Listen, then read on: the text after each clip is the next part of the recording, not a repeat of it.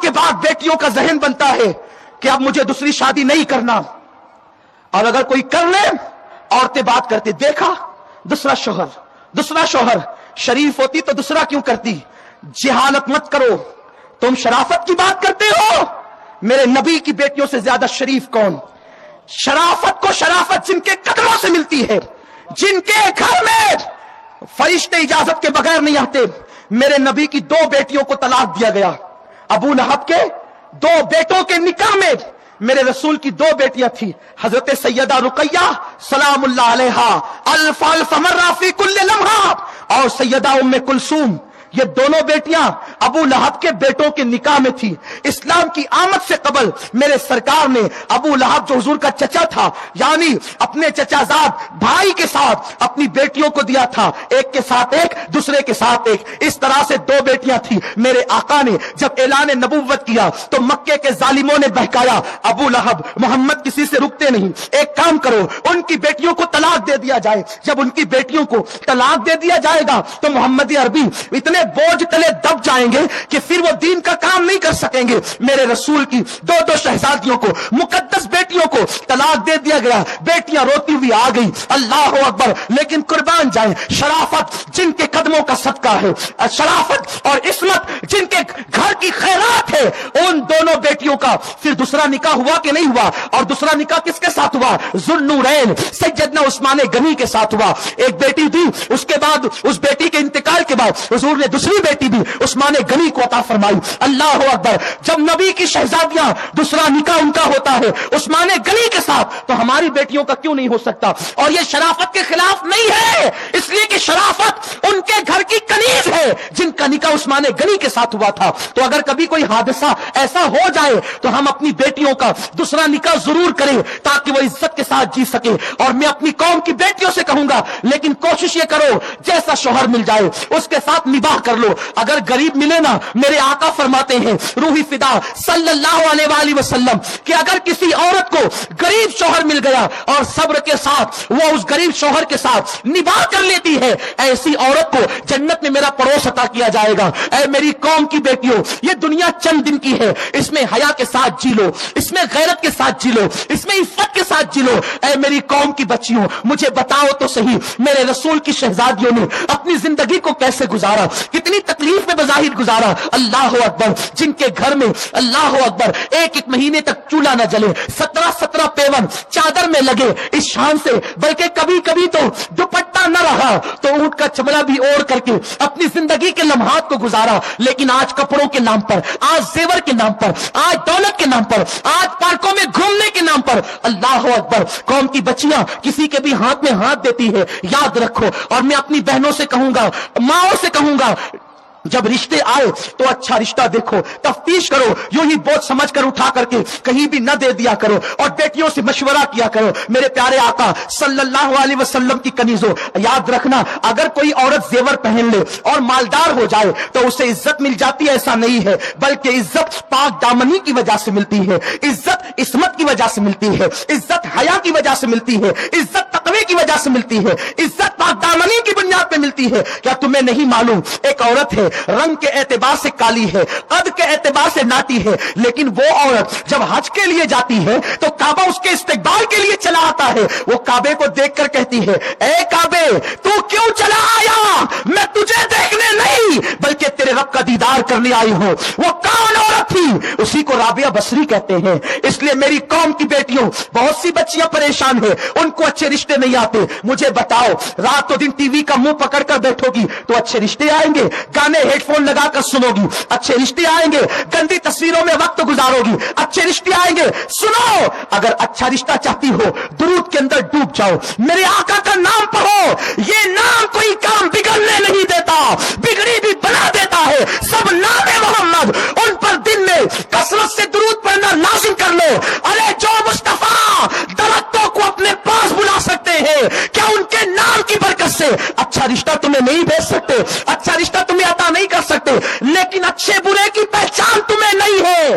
तुम तो दाढ़ी मुंडे को अच्छा समझते हो, तुम तो सफेद चमड़ी को अच्छा समझते हो, तुम तो बिल्डिंग और महल वाले को अच्छा समझते हो। नहीं नहीं, बिल्डिंग वाला सिर्फ अच्छा नहीं होता, मुस्तफा वाला अच्छा होता है, जो इश्क मुस्तफा में है वो अच्छा होता है, जो कुरान का कारी होता है वो तालिए कुरान अच्छा होता है, जो मुस्तफा प्यारे पे फिदा होता है, सुन्नतों का पाबंद होता है, उसके पास माल हो जाना हो वो अच्छा होता है। मुझे यहां एक बात याद आती है, अच्छा कौन है, अच्छा कौन है?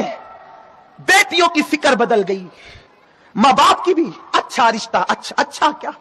मेरे रसूल ने अपनी चहीती बेटी के लिए उस अली को चुना जिसका खुद का अपना बज़ाहिर घर भी नहीं था, लेकिन वो अली कैसा अली था जिसका निकाह हुआ तो फिर अर्श पर हुआ है। कैसा अच्छा वलियों का सरदार, जिसके चेहरे को अबू बकर सिद्दीक भी तकते हों। किसी ने पूछा अबू बकर, बल्कि अम्मा आयशा नहीं पूछा, अब्बा जान महफिल में जब अली होते हैं तो तुम अली को ही देखते रहते हो? तो मौला अबू बकर ने कहा, बेटी तुझे मालूम नहीं, मैंने अपने रसूल से सुना है कि अली का चेहरा देखना इबादत है। ये है अच्छों की शान। तो बात अच्छों की चलिए तो अर्ज करूं, अच्छा कौन?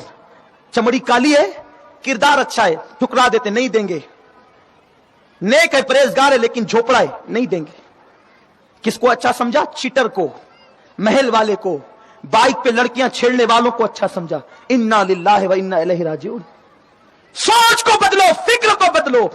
मेरे रसूल के एक सहाबी हैं, उनका रंग इतना काला, उन्हें दुनिया अस्वद कहती है, हालांकि उनका नाम साद है, साद, लेकिन काले इतने हैं कि दुनिया ने उनको अस्वद का नहीं, जैसे अपने माशरे में कहते हैं किसी काले को ओ कालू, इस तरीके से नाम रख देते हैं।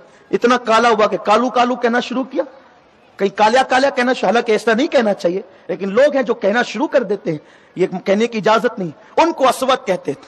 मेरे सरकार की बारगाह में अस्वद थे, बड़े जानदार आदमी, बड़े बहादुर, लेकिन हुजूर अलैहिस्सलाम की आदत करीमा थी कि अपने सहाबा से कभी कभी हंसी मजाक भी किया करते थे, खुशदिली करते थे, क्योंकि जिनके दिल होते हैं वो दिल लगी करते हैं, जहां दिल ही नहीं होते हैं, दिल मर चुके होते हैं, वो क्या दिल लगी करेंगे।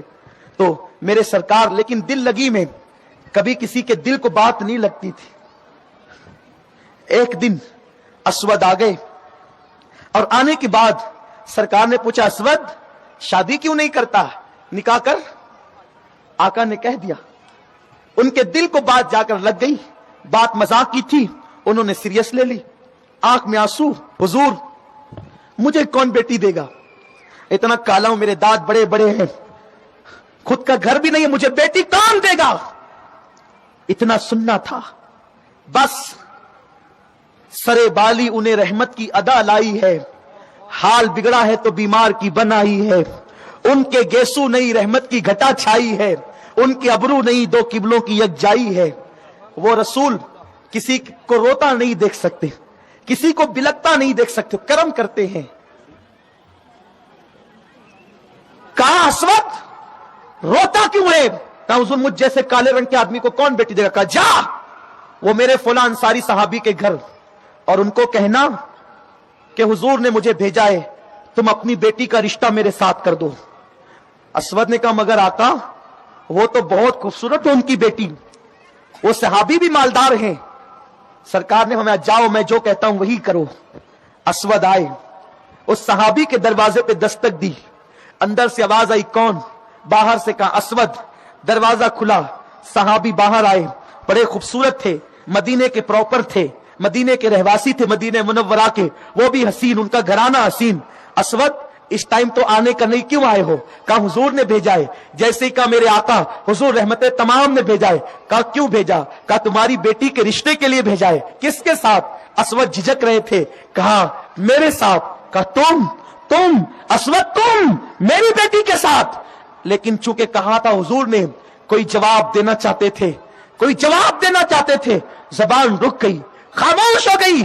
पीछे से कोई हरकत हुई और एक निस्वानी हाथ पीठ पर आया। सहाबी ने पलट कर देखा, बेटी खड़ी थी, आंख में आंसू थे। बेटी अपने बाप से कहती थी अब्बा देर न करो, हां कह दो, अब्बा देर न करो, हां कह दो, इसलिए कि आपकी बेटी कितनी खुशनसीब है। किसी का रिश्ता उसका बाप तय करता है, किसी का रिश्ता दादा चचा कोई तय करता है। ए मेरे बाप, तेरी बेटी कितनी खुशनसीब कि तेरी बेटी का रिश्ता नबियों के इमाम ने भेजा है। इमामुल अंबिया اللہ نے بھیجا ہے. ہاں کہہ دو, دیر نہ کرو, میں نباہ کر لوں گی. کالا رنگ دیکھو نہیں, آنے والے اسود کو مت دیکھو, بھیجنے والے مصطفیٰ کو دیکھو.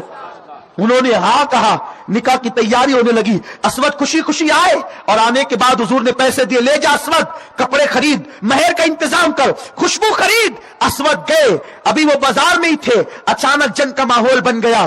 آقا نے بلال کو بلایا, اٹھ کر کے حضور نکلے. بلال, جنگ کا ماحول بنا, جاؤ اعلان کرو کہ مجاہدین تیاری کر لے. بازار میں جا کر حضرت بلال اعلان کرتے ہیں, چلو چلو مجاہدو, خرید و فروخت کا وقت نہیں, اچانک جنگ کا ماحول تیار ہے, چلو جنگ کے لیے. اسود کپڑے خریدنے کی بجائے تلوار خریدتے ہیں, خوشبو خریدنے کی بجائے کمان خریدتے ہیں, اور حضور کو اطلاع دیے بغیر میدان جنگ میں پہنچ جاتے ہیں. ادھر